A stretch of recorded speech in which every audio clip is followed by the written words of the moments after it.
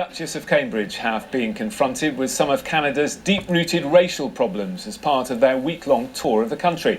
The royal couple steered clear of addressing the controversy around the historical mistreatment of British Columbia's indigenous communities. And as royal correspondent Rhiannon Mills reports from Haida, that has left some First Nation residents disappointed.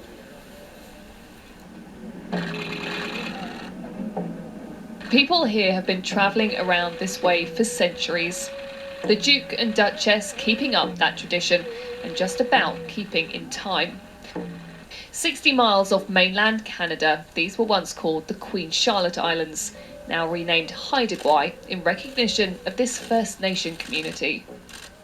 There has been an obvious sense of pride from all of the groups sharing their traditions with William and Kate. It's also helping to draw attention to communities that in the past have frankly felt ignored by those in positions of power.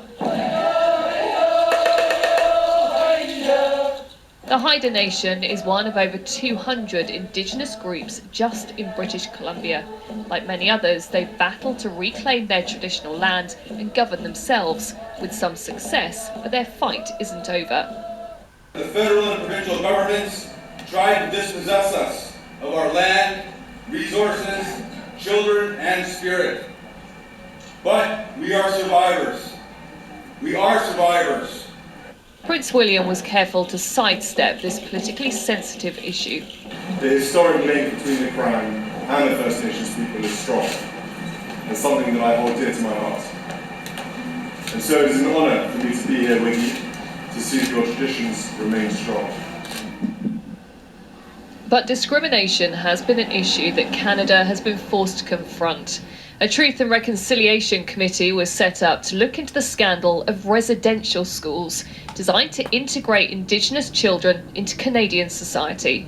A lot of the problems in families today and communities today are, go back to that era where people were taken away from their families, they lost their languages, they were punished for speaking their languages, they were removed from home and so on.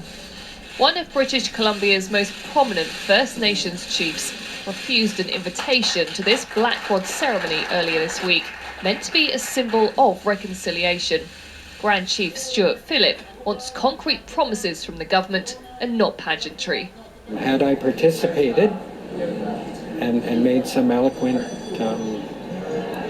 statement, it would have helped to convey the normalization of the appalling levels of poverty of Indigenous peoples, and the general public would have taken a deep breath and said, well, all is well, and isn't that wonderful? In this remote community, fishing and tourism are vital for making money. William and Kate had no reservations giving their support, even if they haven't really grappled with the difficult social issues that some had hoped that they would confront. Rhiannon Mills, Sky News in Haida, Canada.